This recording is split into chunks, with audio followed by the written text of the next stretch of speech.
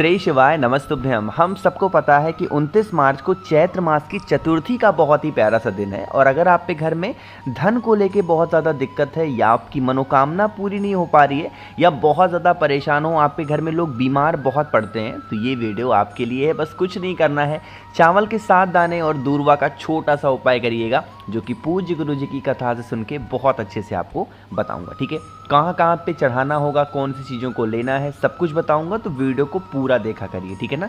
देखो समझते हैं, स्क्रीन पे आपके सामने चावल के दाने दिख रहे हैं। तो जैसा कि लिखा हुआ था, कितने चावल के दाने, 7 चावल के दाने लेंगे जो कहीं से टूटे ना हो, खंडित ना हो। ठीक है, ले लिया।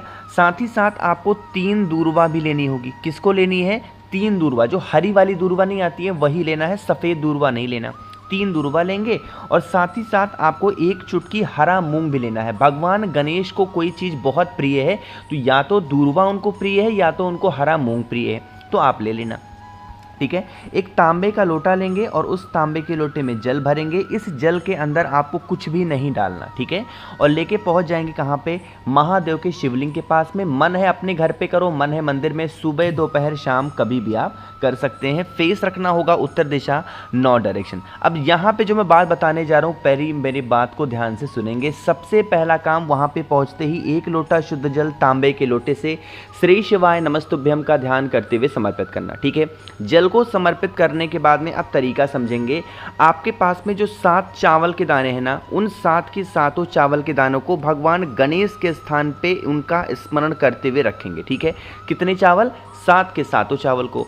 साथ ही साथ आपके पास में 3 दूर्वा भी हैं। उन 3 दूर्वा को माता अशोक सुंदरी वाले स्थान पे रखेंगे और जब दूर्वा को रखोगे तो आपकी जीवन की जो प्रॉब्लम चल रही हो, धन को लेके, मनोकामना को लेके, व्यापार को लेके या नौकरी को लेके, जो भी प्रॉब्लम चल रही है उसका स्मरण करेंगे। अब जो आपके पास में हरा मूंग है, उस हरे मूंग को भोले शंकर के शिवलिंग के ठीक ऊपर मयूर ध्वज के नाम से, फिर से बोल रहा हूँ, नाम को नोट करिएगा, मयूर ध्वज के नाम से समर्पित कर देना और यह प्रार्थना कर लेना, विनती करना, हे भगवान गणेश, हे विघ्नहर्ता, हमारे जीवन में इस तरीके से समस्याएं चल रही हैं, आप हमारे जीवन से इन सभी समस्याओं को दूर करें। जैसे भी प्रार्थना कर सकते हो अपने अकॉर्डिंग प्रार्थना कर लेना। यकीन मानिए, अगर इस उपाय को आप पूरे नियम के साथ कर लेते हैं तो आपको कभी भी कोई दिक्कत आपकी लाइफ में नहीं हो सकती। ठीक है, करिएगा ज़रूर।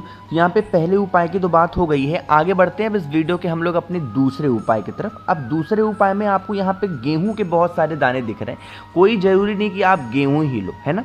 अब समझते हैं कि इस उपाय के सबसे पहले समझो कि फ़ायदे क्या होंगे।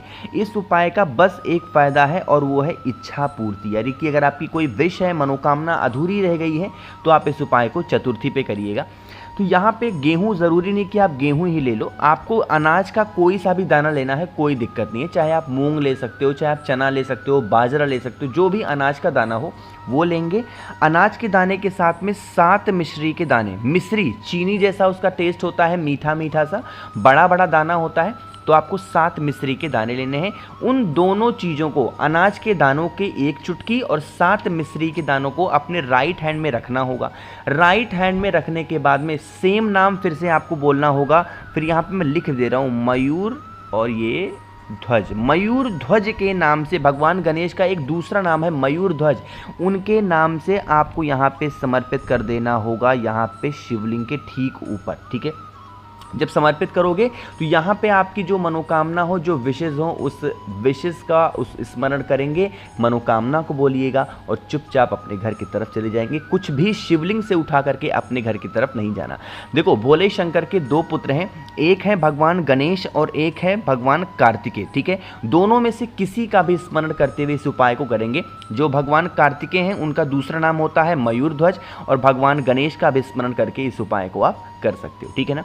चलो, तो यहाँ पे 2 उपाय की हमने बात की है, आगे बढ़ते हैं अब इस वीडियो के हम लोग अपने तीसरे उपाय की तरफ। जो ये तीसरा उपाय है आपको करना है दूर्वा के साथ। अब जो बताने जा रहा हूँ मेरी बात बहुत ध्यान से सुनेंगे, क्योंकि इस उपाय को अगर आपने पूरे नियम के साथ, विश्वास के साथ कर लिया ना इस चतुर्थी तिथि पे, तो कोई भी इंसान आपके घर में बीमार नहीं पड़ेगा। यानी कि अगर आपके घर में बीमारी बहुत ज़्यादा है, उसके लिए आप बहुत परेशान हो, तो आप इस उपाय को ज़रूर करना। ठीक है, समझने की कोशिश करेंगे हमें कौन कौन सी चीज़ों को लेना होगा। तो यहाँ पे सिर्फ हमें एक ही सामान को लेना है और वो है दूर्वा। तो बहुत सारी दूर्वा की यहाँ पे हमें ज़रूरत पड़ेगी। आपको लेनी है 21 दूर्वा। कितनी? 21 दूर्वा। लेकिन 21 दूर्वा ऐसे ही नहीं लेनी है चाहे जो उठा लिया। 3 गांठ वाली 21 दूर्वा। जैसे ही मैं बोलता हूँ 3 गांठ वाली, ऐसे ही लोग परेशान हो जाते हैं। आपको मैं यहाँ पे एक बार फिर से समझाने की कोशिश करता हूँ कि 3 गांठ वाली दूर्वा पहचानोगे कैसे। मान लिया कि ये है दूर्वा की डंडी, ठीक है। अब आपको पता है इसी दूर्वा की डंडी में बहुत सारे गांठ होते हैं, बहुत सारे होते हैं। यहाँ पर मैं पीले कलर से यहाँ पे गांठ बनाने की कोशिश कर रहा हूँ। गांठ बना दिया। इसी गांठ से होता हुआ 2 से 3 पत्ती निकली हुई होती है, ठीक है। आप क्या करेंगे, जितनी भी गांठ हो हमें ध्यान नहीं देना है। आपको कोई भी 3 गांठ यहाँ से तोड़ लो, फिर यहाँ से तोड़ लो। इसी तरीके से 3-3 गांठ वाली आपको 21 दूर्वा लेनी होगी। बात आ रही क्या समझ में मेरी? ठीक है, ले लिया।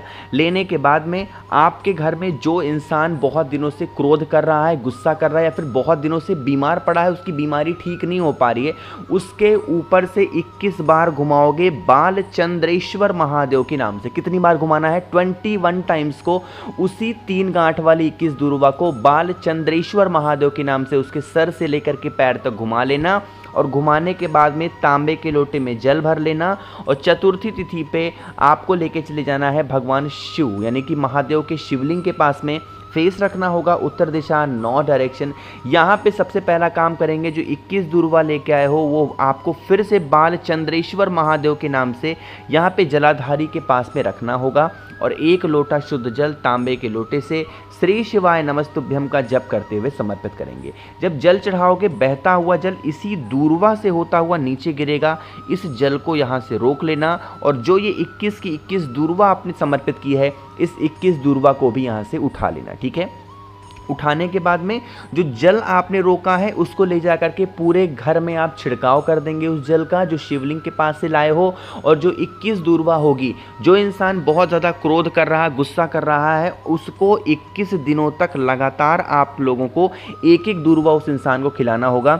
यकीन मानिए अगर आप खिला देते हैं ना, उसकी बीमारियां धीरे धीरे करके ठीक ज़रूर होंगी। बस एक चीज़ का ध्यान रखेंगे कि वो जो दूर्वा आपको खिलाओगे बालचंद्रेश्वर महादेव के नाम से खिलाएंगे। और जैसे ही वो इंसान सुबह उठता है, ब्रश वगैरह करता है, बिल्कुल खाली पेट 1 दूर्वा उसको खिलाना होगा, ठीक है। चबा चबा करके खिला देना या पीस देना, जैसे भी खिला सकते हो, करके ज़रूर देखेंगे, ठीक है ना।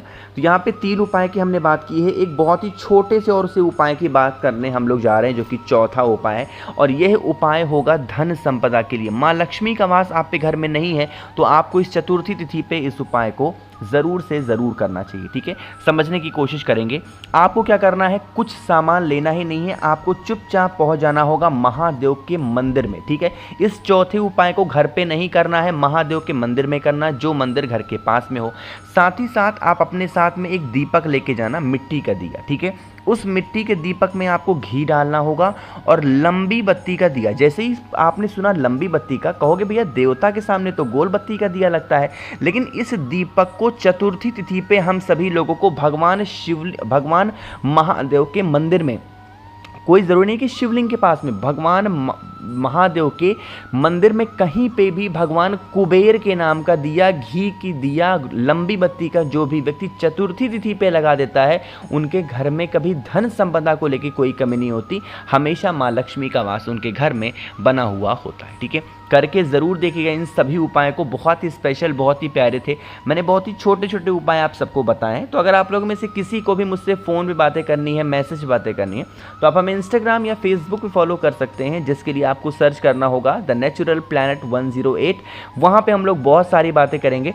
बाकी जितने भाई बहन मेरी आवाज़ पहली बार सुन रहे हैं, चैनल को सब्सक्राइब करिएगा, वीडियो को लाइक सभी को करना है। और हाँ, एक छोटी सी बात और, अगर यहाँ पे भी कुछ चीज़ें आपको पूछनी है, कुछ समझ में नहीं आया करे, तो ये चीज़ें भी आप नीचे कमेंट सेक्शन में पूछा करिए। मैं पूरी कोशिश करूँगा आप सभी लोगों के कमेंट को रिप्लाई करने की।